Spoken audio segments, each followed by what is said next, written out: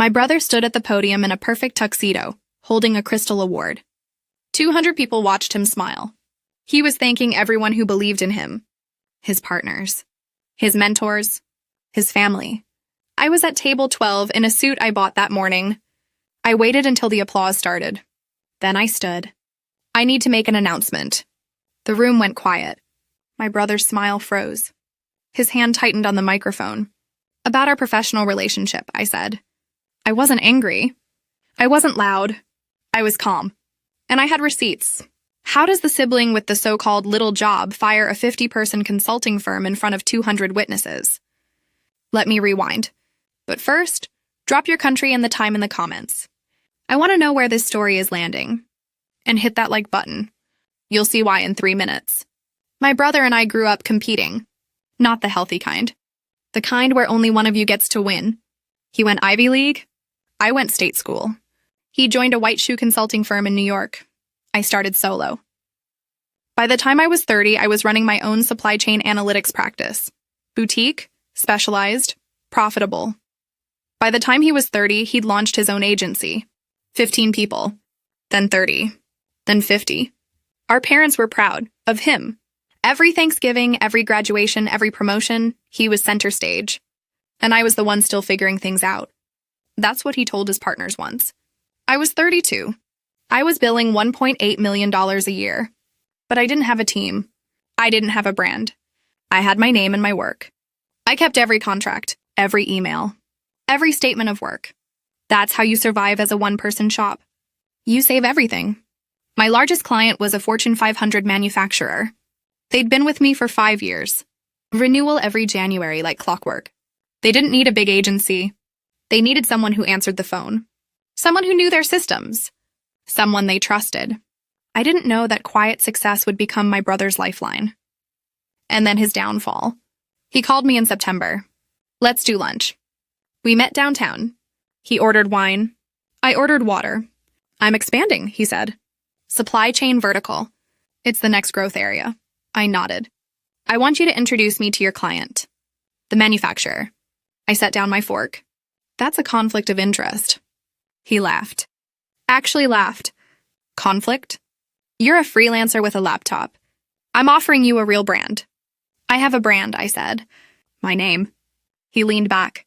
His smile tightened. Look, I respect the hustle.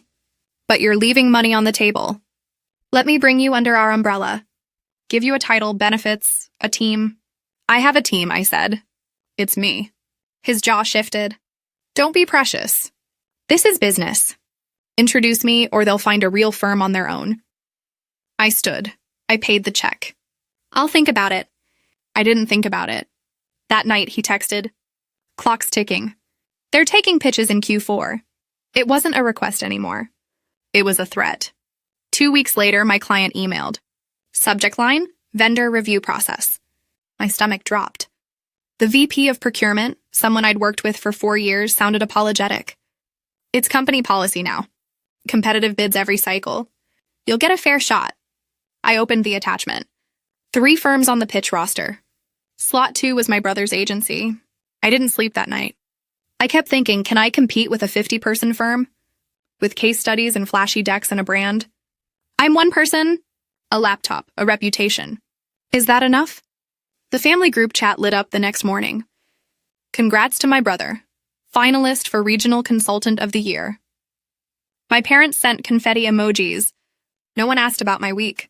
I sat in my home office and opened my contract file. 5 years of renewals. 0 complaints. 98% delivery success rate. But would that be enough? I thought I'd lost before I even pitched. I pulled my performance data, not to impress anyone, to see the truth. 5 annual renewals, each one signed by the CFO. Personally, $9.2 million in total delivered value. 14 projects. 0 cost overruns. Average delivery 2 weeks ahead of schedule. Then I found the email thread from year 3. The CEO had CC'd me on a board memo. The most responsive consulting relationship we've ever had. I wasn't a freelancer. I was a strategic partner embedded in their operations. I had a direct line to the C-suite. I knew their pain points, their timelines, their vocabulary. My brother had a pitch deck. I screenshot the metrics. Date stamped everything. Saved it in a new folder. Then I opened LinkedIn. I needed to know why he was so desperate to get in. What I found changed everything. 3 days later, he posted on LinkedIn a long caption about leadership, about family shaping his values. He tagged me. The comments poured in. So cool you're mentoring your sibling. Family business goals. I didn't respond. Then my cousin forwarded it. I heard your brother's bringing you into his firm. That's amazing. I corrected her. She sent back a confused emoji. That's not what he said at Sunday dinner. Sunday dinner. I showed up. My parents were there. My aunt, my uncle. My dad turned to me halfway through dessert. Your brother says you two might be teaming up? My brother smiled, smooth, confident. We're exploring synergies. I want to make sure she doesn't get left behind when the industry consolidates. My jaw tightened. I'm not being left behind. Of course not, he said. That's what family's for. I left early. 2 days later, a calendar invite arrived. His award dinner, black tie, 2 weeks before the client pitch meetings. I almost deleted it. Then I checked my email again, and I saw something I wasn't supposed to see. My client contact sent me a message. Off the record. Thought you should know. One of the pitch decks name drops Project Cascade. Did you brief them? Project Cascade. I went cold. That was my life project, confidential, internal codename. I'd mentioned it once. At Sunday dinner, when my brother asked what I was working on, I pulled his firm's submission from the client portal. We had shared access for the review. Slide 6. Streamlining Cascade, a case study approach. 3 bullet points. They mirrored my active project plan. I checked the file metadata. Created by his firm. Last modified 3 days after family dinner. I took a screenshot, date stamped, saved, irrefutable. He hadn't just underestimated me. He'd stolen from me. Now I had proof. But I needed to know why he'd risk it.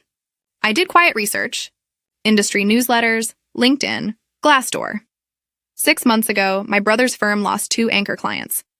Public records showed an office lease downsize, layoffs, 3 senior partners left in Q2. Recent Glassdoor reviews painted a picture. Unstable leadership. Overpromising to clients. Revenues tanking. I texted a mutual contact. Someone who used to work with him. What's going on with his firm? The reply came fast. He needs a win. Bad. Revenues down 40%. I did the math. Estimated gap to fill, 1.8 to 2.5 million annually. My client's contract, 2.1 million. He wasn't trying to help me. He was trying to replace me.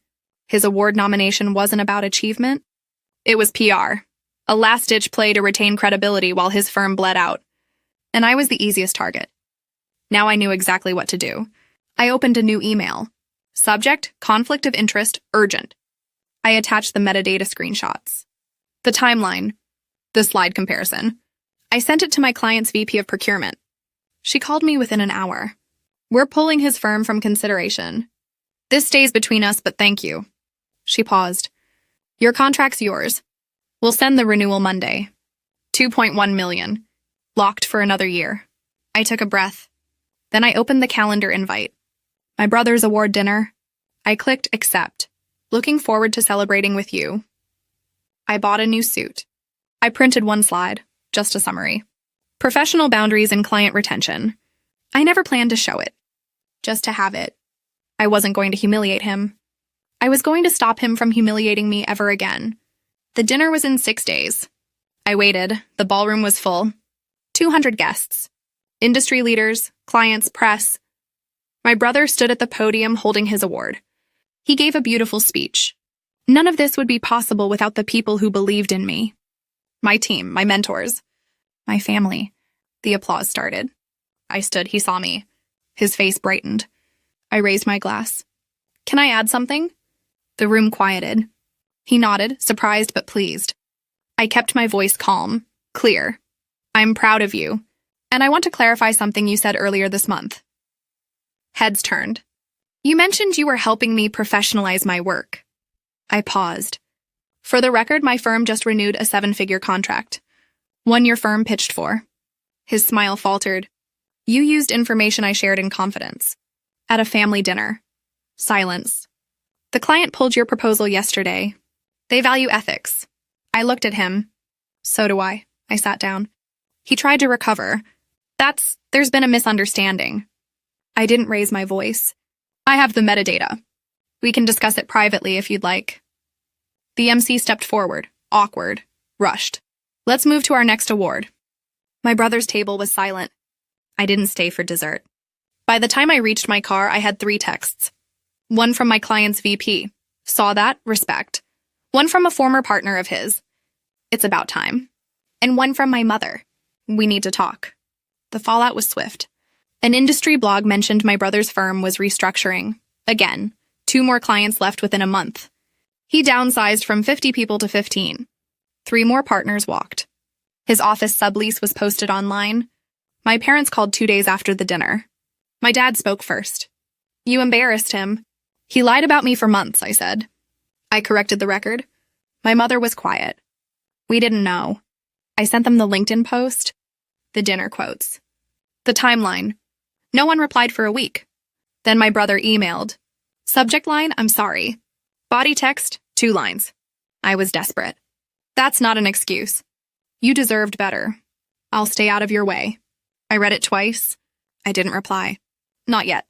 My business grew. I hired 2 junior analysts. Mentored them carefully. Signed a lease on a small office. A second client came on referral. From the first. Subject line, you were right about them. 3 months later, there was a family dinner. Smaller group, quieter, my brother showed up. He didn't give a toast. He didn't tell stories. We exchanged a nod across the table. Not warmth, not yet.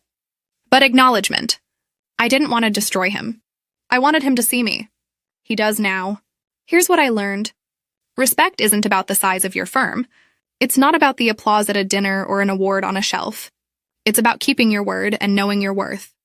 Boundaries aren't revenge. They're respect for yourself and the people who trust you. And if you save your receipts, you'll always know where you stand. Now I want to hear from you. Has a family member ever underestimated your career? Or used your trust against you professionally? What boundary did you set? Drop your story in the comments. I read every single one. And if you believe integrity beats image every time, hit that subscribe button.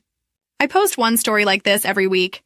The next one involves a forged power of attorney and a courthouse surprise you won't see coming. One more thing. This is a fictionalized dramatization for entertainment purposes. It is not legal or financial advice. If you're facing a professional conflict, consult an attorney or advisor in your area. I still save every email, just in case.